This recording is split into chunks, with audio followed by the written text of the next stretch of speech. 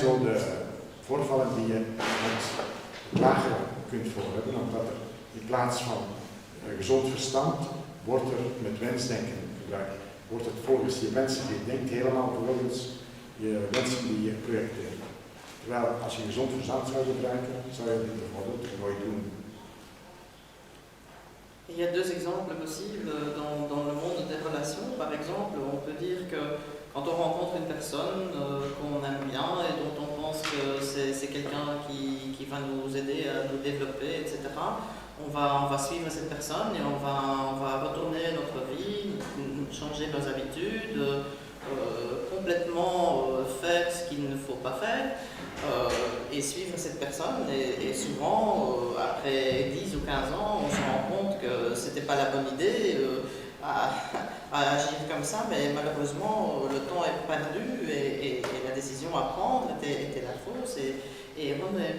Et c'est la même chose aussi pour les objets. Par exemple, si on investit dans la bourse par exemple et on met quelque chose en gage et par après il s'avère que, on voudrait bien sûr espérer de récolter le double, mais on ne récolte rien du tout parce que la décision a été prise au niveau du karma manas et donc ça veut dire avec la partie inférieure de notre esprit.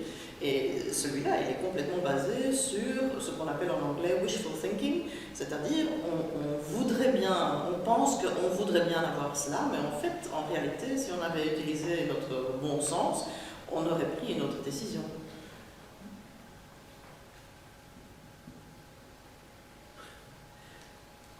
Because we wish like that, but our wish cannot be fulfilled. That we not realize. We wensen dat wel, maar onze wens die is onmogelijk te vervullen.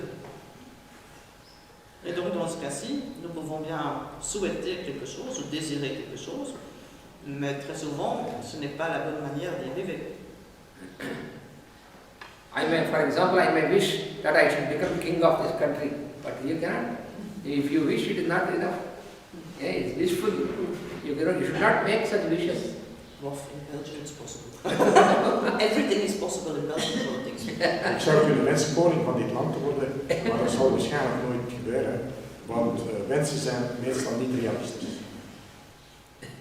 Donc par exemple, si Ananta veut devenir le roi de la Belgique, c'est seulement quelque chose qu'il veut et qu'il peut dans ses rêves, il peut les réaliser, mais en réalité, ce sera impossible à réaliser. So we have to apply this non-attachment, we have to apply vairagya, detachment. First of all, we have to disconnect, because we have here the senses and the mind. So as long as the mind is turned towards the senses, there is a very strong association, because this is the power of the association. So since a long time, our lower mind and our senses are very closely associated, and the senses are associated with the environment. So we have to make the senses and the environment. Environment means our relationships. Environment does not exist like some abstract thing. It is our attachment towards our relationships, our relationship with persons, our relationship with the belongings. That is what we call environment. So here, first step of detachment. First vairagya is to be applied here to detach here, and then senses. When this is detached, then senses are helpless. Then they have to come back. And then when this is detached, then the mind, our mind, should make it come inside. So this is how we have to work out.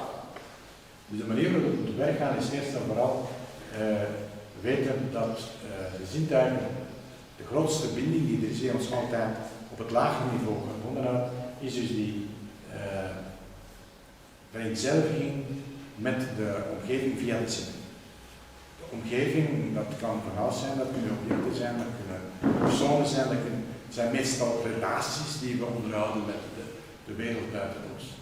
Daar zit dus de eerste grote stap die moet gemaakt worden om 5 dagen te gaan beoefenen. We moeten dus daar iets losmaken, dat loskoppelen de zinnen van de omgeving. Als de zinnen losgekoppeld zijn van de omgeving en dus niet meer via de omgeving geleefd wordt, pas dan is de volgende stadium mogelijk dat de zinnen die niet meer weten wat ze moeten doen, omdat ze niks meer hebben als onderwerp, die gaan dus teruggaan naar de geest. En pas van daaraf kan het uiteindelijk terug uit gezond verstand gebruikt worden op het hogere niveau.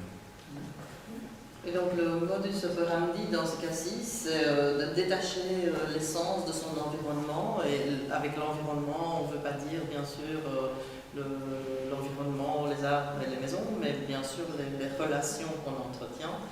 Donc c'est à ce niveau-là qu'on doit commencer à couper, à se détacher. Et une fois que les sens sont complètement détachés des autres relations, donc de son environnement, l'esprit inférieur va se tourner, puisqu'il n'a plus rien d'autre, vers le haut. Et à ce moment-là, on est en route pour l'esprit supérieur et l'outil qui peut commencer à fonctionner normalement.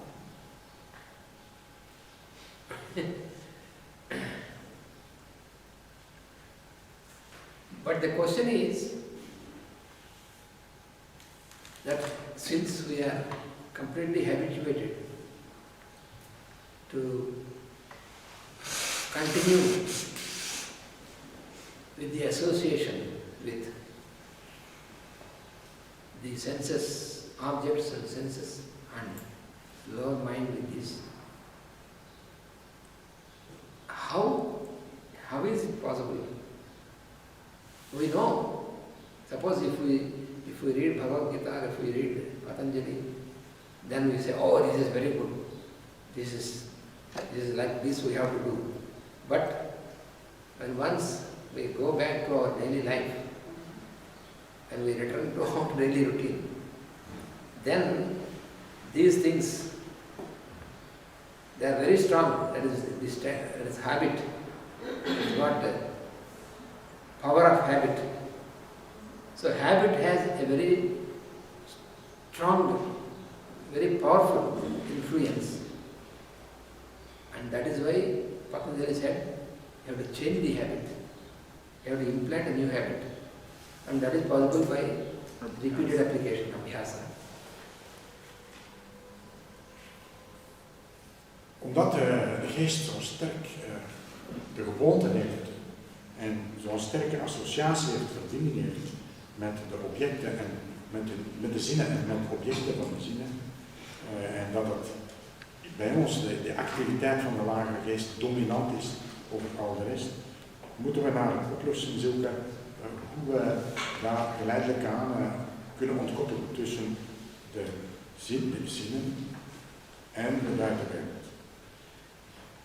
Dit is allemaal, zoals gezegd, een soort van slechte gewoonte geworden. Iets wat we al zeer lang doen en wat diep ingebakken zit in de lagere geest. Om dat te veranderen, geeft Patanjali het middel aan en zegt, verander de gewoonte. Verplaats of verander deze gewoonte, vervang deze gewoonte door een andere, een betere gewoonte. Et donc bien sûr, puisque nous avons l'habitude de fonctionner d'une certaine façon et que les habitudes sont très très fortes, la force des habitudes est vraiment ancrée en nous, c'est très difficile de détacher l'essence des objets. Et c'est pour ça que Patanjali dit qu'il faut casser les anciennes habitudes et en créer des nouvelles. Donc oublier les anciennes habitudes et recommencer de zéro sur une nouvelle habitude qui peut s'installer et qui peut petit à petit, par application journalière, arriver à s'incruster dans le cerveau.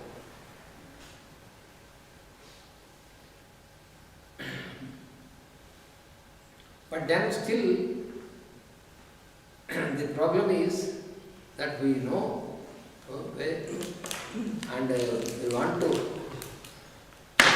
make a abhyasa and all this, but still,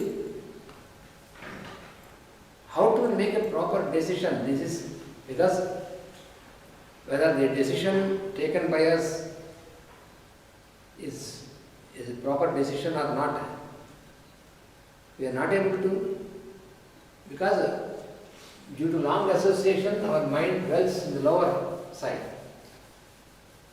Because environment has a strong influence. Then how can we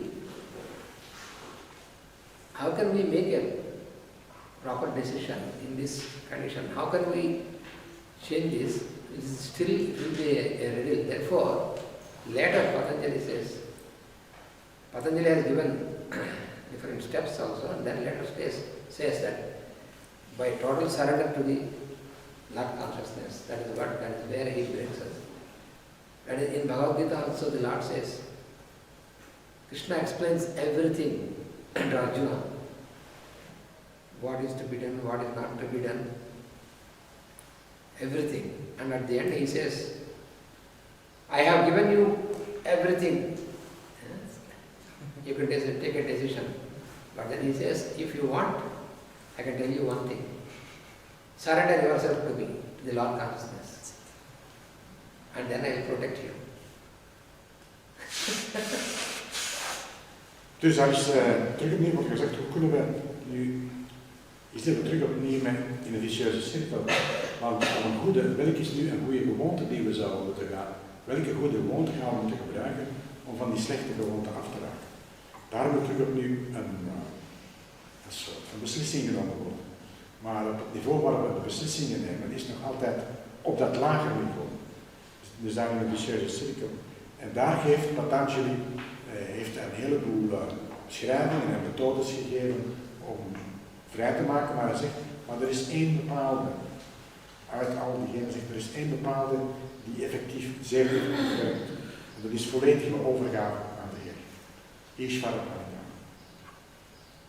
Et l'aspect marrant à ceci, c'est que Patanjali explique ça dans son livre. Il écrit tout un livre pour tout expliquer et bien mettre au point, pour faire comprendre.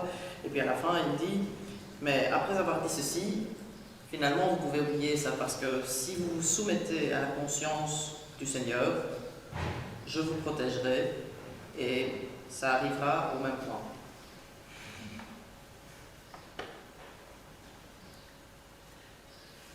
But Ishvara Pranidhana, to make a total surrender, again we say that total surrender, how can we make this total surrender? What is total surrender? Then again another question.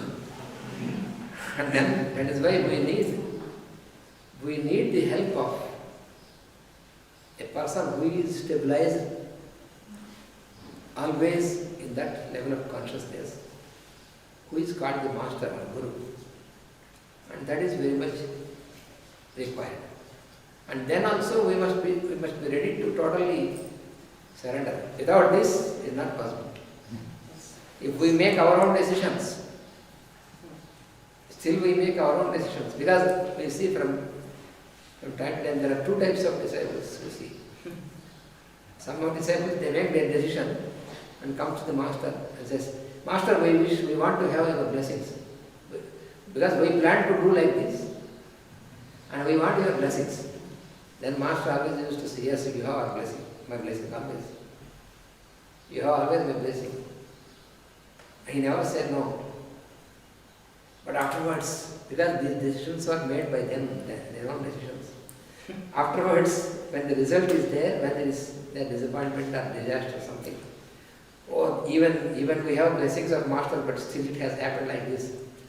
But they have not followed it is not their own decision. They have not asked the Master for decision. It makes, and only very few are there who will only say, this is the thing, what shall we do? What is your decision? Or what is your... Then Master says, yes, do like this. Then he is responsible. When you leave it to Guru for the decision, Master, then he gives a decision, and he gives a decision not with kama manas. He is on the higher. So he gives only from the higher. But we must be ready to follow.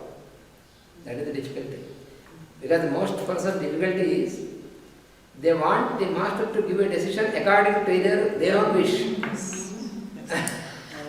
That is the complication. Hoe moeten we nu een juiste beslissing nemen, ook in dit geval? Hoe moet het te werk gaan? Hoe moeten we tot volledige overgave komen? Hoe kunnen we dat? Dat moet gebeuren door, met behulp of door een persoon die zelf de volledige weg is gegaan en die weet hoe alles in elkaar zit. Die geven we de naam Guru gewoonlijk. Maar om daar helemaal kunnen op in te gaan, is er ook van onze zijde terug opnieuw, wordt er iets verwacht. Het is terug opnieuw volledige overgave aan de Guru, aan degene die u de instructies geeft vanuit een niveau dat op het hogere niveau ligt, waarmee jij op lager niveau nooit bij kunt. Er zijn echter twee soorten van leerlingen van een Guru. Er zijn degenen die zich volledig overgeven en gewoon de vraag stellen, wat moet ik doen, in dit geval die ommekeer teweeg te brengen. Of er zijn anderen die al een eigen beslissing genomen hebben. En je weet dat dat terug opnieuw beperkt is volgens het lage niveau. En dan gewoon de toestemming of de toelating of van de Guru vragen om dat te gaan doen. Het is een akkoordsvraag. Ze hebben al iets beslist achter de rug en vragen hen dan gewoon dat ze zijn zegen kunnen hebben over wat ze beslist hebben. Er zal natuurlijk altijd zijn zegen geven. Want er is altijd aanwezig als genade. Maar dat brengt u niet verder. Het is enkel door volledige, totale overgave aan de Guru, door u open te stellen en door geen eisen te stellen.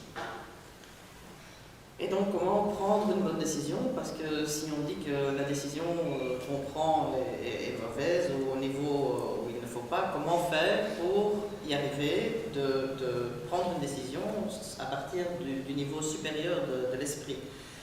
Eh bien, toute seule, on n'y arrivera pas. Donc, on a besoin d'une guidance, de l'aide d'un maître qui, lui, est en contact avec sa partie supérieure de son esprit et qui peut se laisser guider par son propre bouddhi pour aider les autres.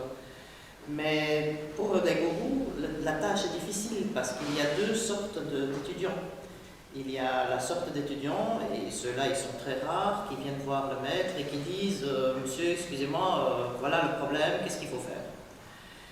Et là, le maître peut intervenir et il peut dire voilà, c'est comme ça et comme ça. Et à ce moment-là, c'est le maître qui est responsable du résultat. Et il y a un autre groupe de personnes, et ça c'est la majorité, qui ont déjà en fait pris leur décision avant d'aller voir le maître et qui par après disent eh bien maître, qu'est-ce que je ferai? Est-ce que je ferai pas ça dans le cas courant? Et ils demandent en fait juste l'accord pour leur propre décision. Et le maître, c'est quelqu'un qui ne va jamais dire non. Donc il dit oui, ça va, je vous bénis, c'est bon, allez de l'avant. Et puis par après, bien sûr, savoir, parce qu'en fait, ils n'ont pas respecté l'opinion du maître. Ils veulent juste que le maître confirme ce qu'eux, ils ont en tête.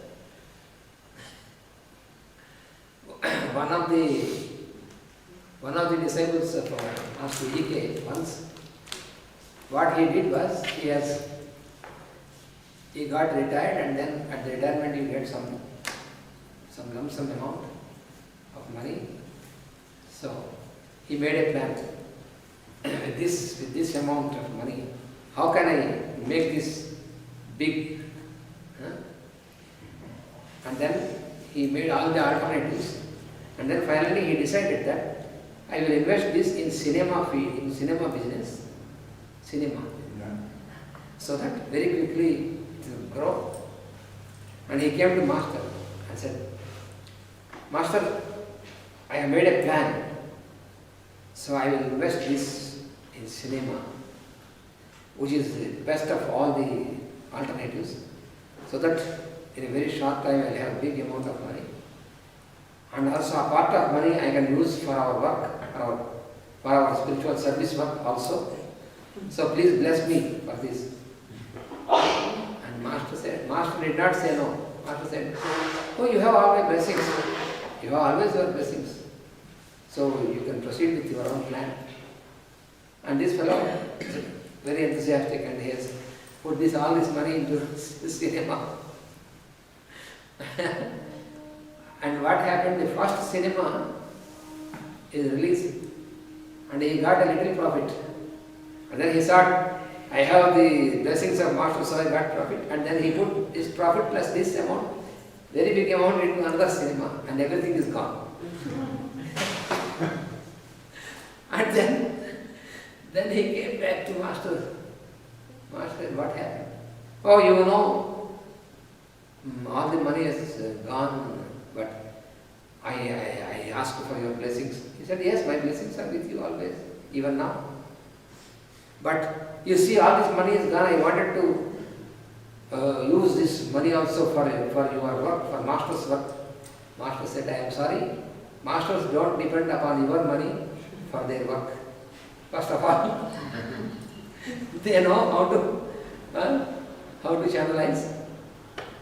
Then he asked, but when I told this, you did not advise me. I said, you have not asked my advice. You said only with my blessings.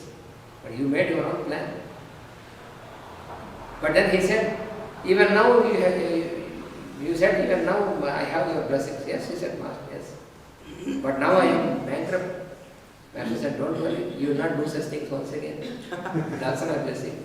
You start working now properly. And then he realized, and then he started to work from the scratch, and afterwards he got stabilized. This is an example. Kan geïllustreerd worden met een verhaaltje van een van de leerlingen van Master. Die ging op pensioen en die kreeg dus op het moment dat hij op pensioen ging, kreeg hij dus een soort van grote som mee, waarmee hij het voor de rest moest doen, zijn extra legaal pensioen of zoiets. Wat hij opgespaard had, dat kreeg kwam vrij.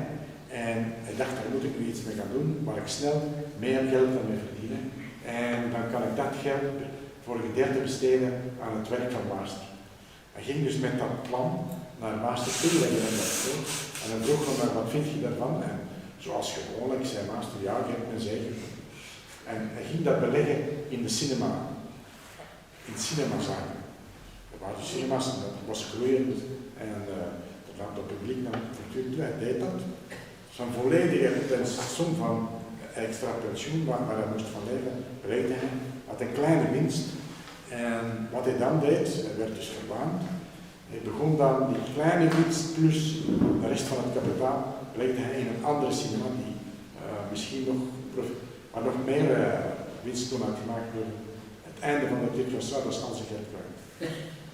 Ging terug naar Master en vertelde hem, ja, ik ben hier een tijd geleden gekomen en ik heb u uw zegen gevraagd en ik heb me uw zegen gegeven, maar er is niks meer over.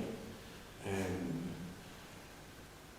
stelde zich de vraag, waarom heb je me niet gezegd dat ik dan ergens anders moest doen? Ja, zeg, je hebt de vraag niet gesteld, je hebt gewoon uw beslissing aan mij gemeld. En ik heb u mijn zegen gegeven. En nu ook, nu je geen geld hebt, heb je ook mijn zegen. En dan zegt hij, ja, maar als je uw zegen gegeven hebt, zou dat ook moeten vermijden. Nee, ik zeg, ja, Master, dat is uw eigen beslissing en ik heb u daar vrij in gelaten. Wat moet ik nu doen? En dus dat was reeds het eerste, dat hij echt zich over zegt, eerst en vooral, je hebt me niet gevraagd, je hebt me nooit de vraag gesteld dat er iets moest gebeuren, je hebt gewoon je besluit van afvallen. Dat was de eerste fout die hij gemaakt. Hij vraagt, wat moet ik nu doen? Dan heeft hij gezegd, ja, geef je mijn zegen en begin nu met wat je geleerd hebt op je huisgenoten terug opnieuw. Na een tijd is hij terug opnieuw, zeer langzaam, is hij terug alles te kunnen herstellen met de wijsheid die hem gekregen had van Master. Hij zegt, nu weet je wat je niet moet doen, dat is mijn zegen nu aan. Ga nu zo ver. Et donc, on peut illustrer ça avec un petit exemple d'un monsieur qui avait fini sa carrière et qui, à la fin de sa carrière, recevait de sa firme une petite somme, quand même considérable, avec lesquelles il voulait faire des investissements parce qu'il voulait trouver un moyen de devenir riche très vite. Et le monsieur avait décidé d'investir dans le cinéma. Et donc, il avait fait des calculs et tout. Et il pensait que c'était le bon plan, et donc il est allé chez Master Ike en disant est-ce que vous pensez que c'est une bonne idée, est-ce que je peux faire ça? Et le maître disait oui, je vous bénis, allez de l'avant. Et quand le premier investissement rapportait quelque chose, le gars il était tout à fait content. Et il prenait cette somme-là, donc le bénéfice, plus toute sa pension et toute la somme d'argent qu'il avait à la banque, pour investir dans un deuxième cinéma qui lui foirait. Et donc fin des courses, il n'avait plus rien. Et donc il est retourné chez le maître en disant voilà, je ne comprends pas, vous m'avez dit que je devais aller de l'avant et que voilà, j'étais béni, etc. Et tout mon argent est parti. Et le maître disait bah oui, mais même si vous n'avez pas d'argent, vous avez toujours ma décision, enfin mes bons voeux, ma bénédiction. Et même maintenant que vous n'avez rien, c'est comme ça. Ce n'est pas parce que vous avez de l'argent et que vous pensez pouvoir donner ça en tant que donation au maître, qu'on vous est plus ou moins. De toute façon, les maîtres n'ont pas besoin de votre donation pour vivre. Ils connaissent leurs propres moyens et ils savent très bien se procurer ce qu'il faut. Donc le gars a commencé de zéro, il a recommencé d'une façon différente et il s'est investi complètement et proprement. Et à la fin, il était quand même devenu riche encore une fois, mais cette fois-ci c'était bien fondé et c'était sur une base qui ne pouvait pas foirer.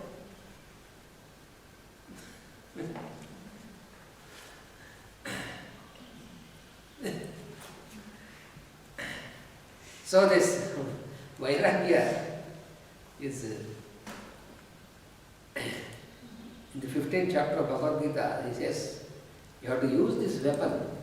In the 15th chapter, Asanga Sastrena. Asanga means non-attachment. You have to use this weapon to cut and make your way, to cut all this, what is binding around you, all your desires and all these things, attachments and all this. So you have to use this weapon. So like that we have to use Vairagya. And for that we need also, these are the two things. We have to be habituated to use this. We have to change our habit. For this we need the guidance. All this, both these things go together. And that is what finally, when we come to Ishwar Pranidhana, then we also study these things. You have to, without surrender, you cannot be stabilized with this. So the spirit of surrender is a must. Dus wat in feite is belangrijk, of het nut van Vairagya is het is het wapen waarmee we al het overbodige elimineren, wegsnijden, om tot uiteindelijk volledige overgave te kunnen komen. En de beide middelen zijn belangrijk, want ze vullen op elkaar voortdurend aan. Et on peut donc considérer Vairagya comme une arme tranchante d'ailleurs, avec laquelle on coupe toutes nos anciennes habitudes et tout le pôle dont on n'a pas besoin, et qui nous sert donc d'éliminer des anciennes habitudes et de les remplacer par des nouvelles qui peuvent nous amener quelque chose de stable et qui nous fait progresser. But the process should be begin. In the beginning, the process should start only with the lower mind, because that is the only available thing.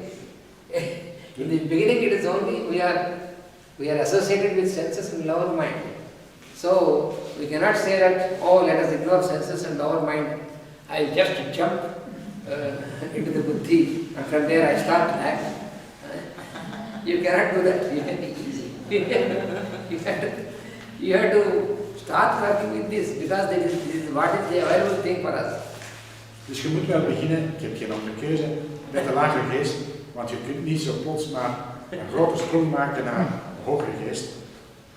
Je zit vast momenteel in die situatie van het functioneren van de lagere geest. Daar moet je ergens mee starten. Et donc nous devons commencer par travailler notre kamamas, donc notre pensée ou notre esprit inférieur, parce que c'est la seule chose qui est disponible. Nous ne pouvons pas décider de faire un petit saut dans l'esprit supérieur et dire voilà, d'ici je vais gouverner et changer ma vie. C'est pas possible, ce serait trop facile d'ailleurs. Donc nous allons devoir travailler avec ce que nous avons, c'est-à-dire l'esprit inférieur. Le mental, l'esprit supérieur, le mental. Oui. Une très grande importance. So in the spiritual practice and the yoga practice, in this sense, shortcut. There is no shortcut for this. Isn't it? Dus in de spirituele